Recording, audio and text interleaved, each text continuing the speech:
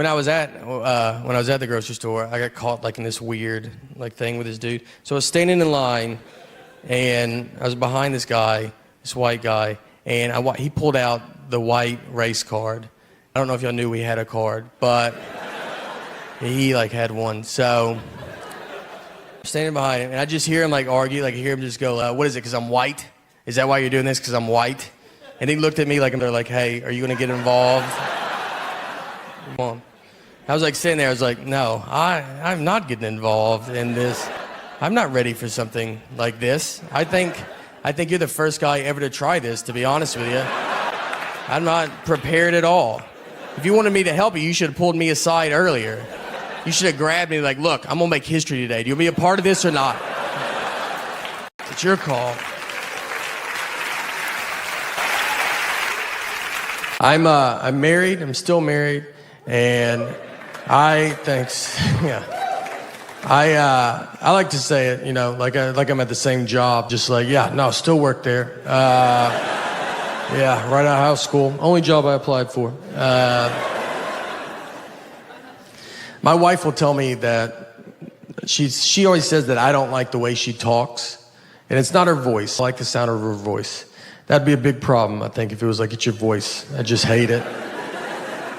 To go to couples therapy and be like, can you hear it right? Like, it's not, you know, it's not fun. It's the information that she chooses to tell me at times. I can't wait. I can't wait to get back to the old days of just not doing good inside a building. That's all you want, you know? There's one of the last like kind of bombs I had. I was doing it. So as comedians, we do a lot of corporate events, and I was doing this corporate event in Tampa, Florida, and it was for this guy. He ran Tampa's electricity or something. I don't know what anybody does, but he invented the electricity in Florida. So yeah, he's doing real good, and he was a very nice guy. He's very generous. He was all his employees. He was raffling off 2 cars.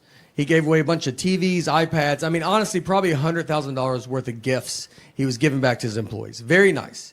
Well, I was one of these gifts that he was giving back. So in the middle of giving this stuff away, he stops and goes, all right, got a big surprise for you. Can't believe we got this guy to come here. And he's me out. I mean, nobody's heard of me at all. I mean, they're all looking at it like, I think I could get this guy to come to my house. I mean, who is... We've been traveling around like crazy, doing all these driving dates and super fun. I like traveling. I love being on the road. I remember one time I was in Los Angeles, and I was going to South by Southwest in Austin, Texas the next day, and I had a really early flight. So I remember like the night before, I was like, just be normal and, you know, have a normal night. And ended up hanging out, become a bit of a problem. And I wake up the next day, and my flight is gone. I mean, I've missed it. And it's not like it's at the gate. It is in Austin, Texas. They are checking into their hotel. So I go to get my phone to get another flight. I've lost my phone. The night before, I've lost it. So now I don't have my phone. So I have to go buy a ticket over the counter like it's the 50s. And when you walk up to a counter, they don't expect you to be buying a ticket like that. I got up there, and they were like, all right. And I was like, I would like 1 ticket to Austin, Texas, please. And they said, all right, go buy it, and don't be weird about it. I go, nope, I'd like to write a check to you for 1 ticket to Austin, Texas. They didn't have a flight, so I have to do that at every terminal. I just have to keep going. 1 ticket to Austin, Texas, please. I finally found a flight, but the girl behind the counter, she's never sold a ticket like that. She's like, I've for 10 years that no one's ever done this. And she goes, I don't know how to do it. And she went back and got, I mean, probably the oldest lady I've ever seen. And I think she's there for just this reason. And she came out, she had like that old credit card machine that you run. And she's like, I got it. This is super fun for me.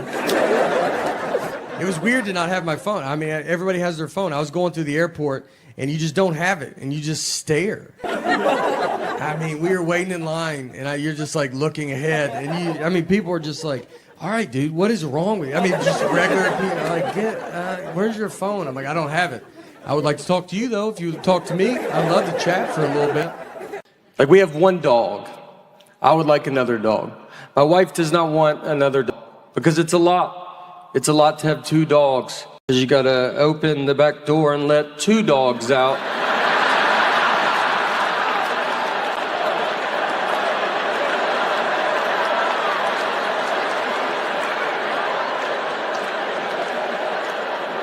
Then you shut it. And now they're out there. You're inside, not dealing with it. But then they want to come back and you're like, gotta go let all these dogs back in. You're like, 1 dog, 2, look at all these dogs everywhere.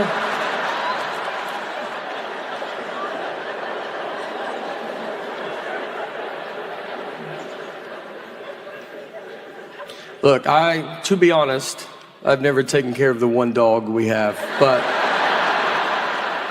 2 would be fun.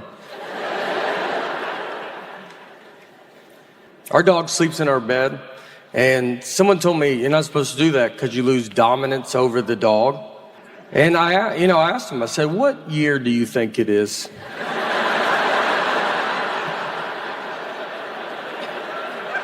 These are all doodles. They're barely dogs. It's a person. They're people. This guy acts like it's 1980 when you kept the dog outside all year. Those you needed dominance over.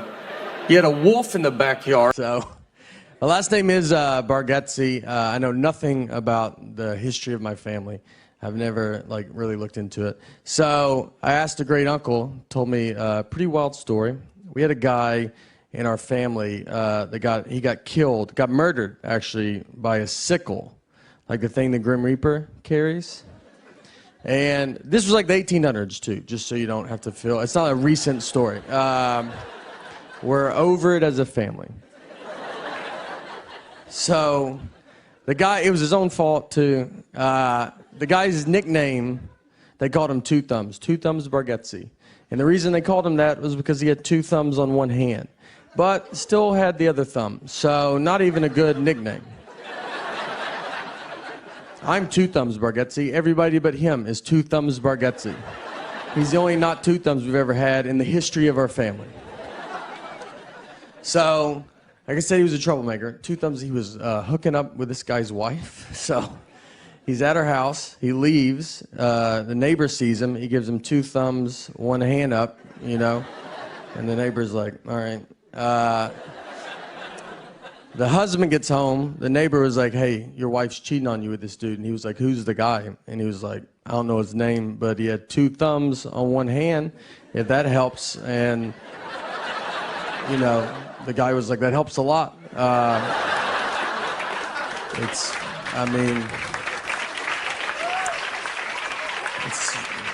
didn't know you were going to be that specific, so I know exactly. So, 2 thumbs was at home. This is all what I was told. He was at home, he was gardening, he was extra good at gardening, and he's sitting there, he's gardening, and the sickle's there, and then he kills him with it. And that's it. That's basically it. But here's the lesson, all right, guys? The lesson is, if you're doing something shady, that's not the time to stand out, you don't want to be different then. Put your dumb hand in your pocket. If I had 3 legs and was going to rob a bank, I'm going to be the getaway driver. I'm not going to gallop in the bank with all 3 legs.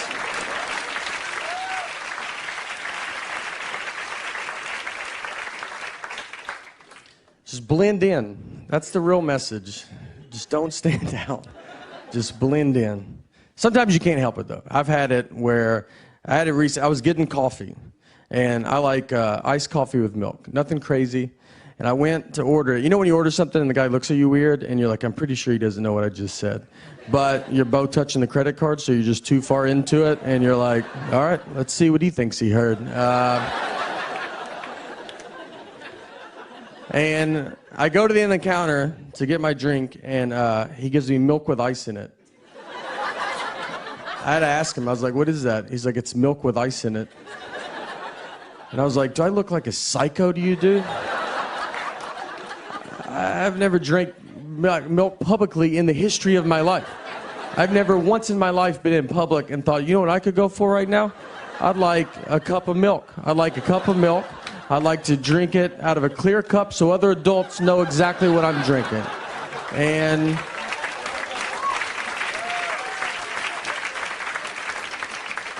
I was also wondering if you could put a straw in it. Something I haven't done in maybe 35 years. And I thought we should do that again right now.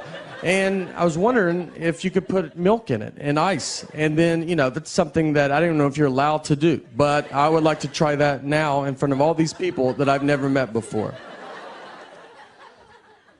Yeah, the bad part about this is it's happened twice. All right? And, the first time, that's a lot. That's a lot for it to happen. And the second time, you start looking at yourself. You start thinking like, I don't know if I know how to order. I'm not ordering correctly,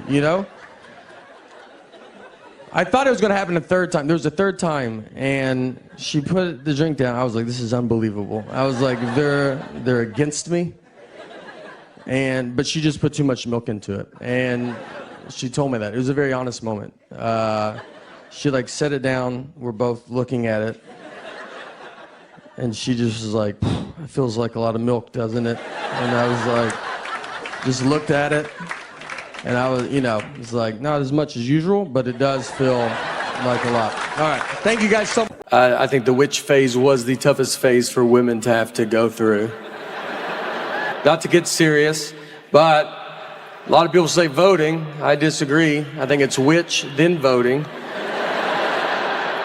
I think it's witch, pretty big gap, then, voting.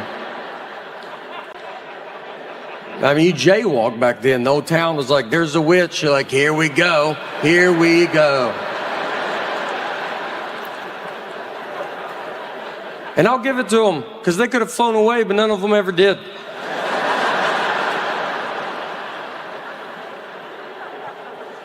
All right, sorry. Look, just trying to get a witch joke in. It's pretty complicated. There's a lot of moving parts. You got to bring up pilgrims somehow.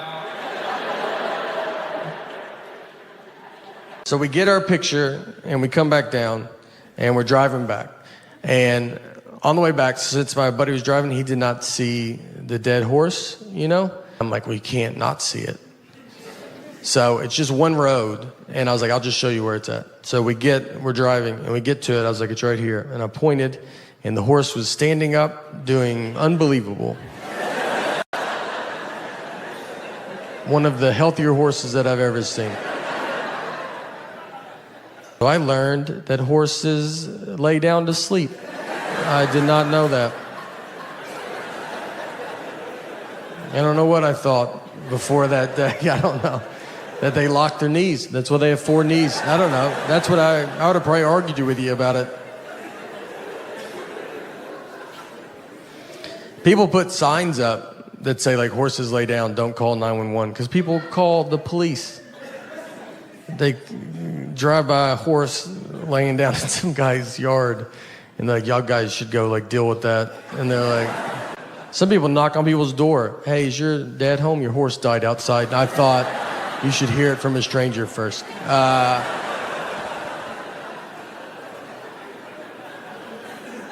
Look, in all seriousness, I don't know. No, look, the it's getting very advanced, all right? I've been to a dog bakery. I've been to a dog bakery in my life. And this wasn't in, Beverly Hills or Miami or something. You feel like they would have something like that.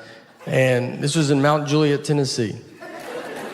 And if you don't know where Mount Juliet is, it's fine. But I bet you can tell that doesn't sound like a town you would drive through. I bet they have a pretty good dog bakery here.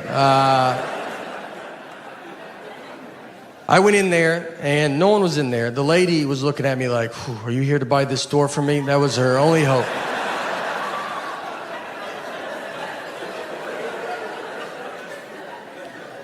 I talked to her. She had some time on her hand, excited to talk. And her and her husband bought the store for their 27-year-old daughter, who graduated from college with a degree and came out of college and said, I want to own a dog bakery. I want to make cakes for dogs. If I asked my 6-year-old what she wants to do when she grows up, I think she'll tell me she wants to make cakes for dogs. And I'm gonna tell her that she can do whatever she wants to do, hoping she doesn't turn 27 and go, let's talk about those cakes for those dogs. Maybe they're usually busy. Maybe I was on there on a slow dog birthday day. I don't know, all right? She told me everything was organic, and I was like, that's good. That's what I like to hear, all right? This is for that dog that's outside licking gum off the sidewalk right now. And if anybody deserves organic food in our house, this little girl, I'm not gonna waste it on her. It's for that dog that's wandered out in the highway because it doesn't know what cars are.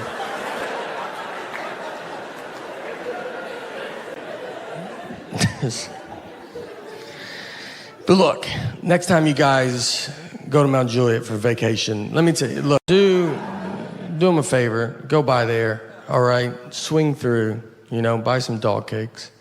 And I'll be honest with you, I'll be upfront with you guys. I bought a dog bakery, it's not going that good, all right?